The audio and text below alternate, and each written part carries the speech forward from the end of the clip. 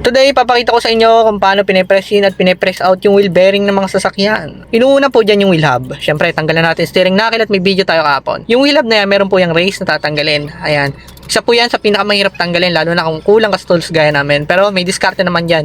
Ayan, yung ginagawa namin. Nga pala po, nasisira po yung wheel bearing dahil sa katagalan. At syempre, yung wear and tear nga naman, di ba? Kakadaan sa rough road, syempre. Palagi yung natatagtag. Indication yan, kapag sira, mahugong po, tunog eroplano. Minsan, masakit na sa tenga. Hindi mo na mawari kung ano yung humuhugong sa gulong mo. Tapos, pagkatanggal ng circlip, doon pa lang natin pwedeng palabasin yung mismong bearing niya kasama yung outer race. Yung mga adapter nga pala na ginagamit ko is socket, yung pinagtanggalan ng bearing, yung mga kasukat niya, ayan. Kapag natanggal nyo na yan, syempre, palitan nyo na ng bago.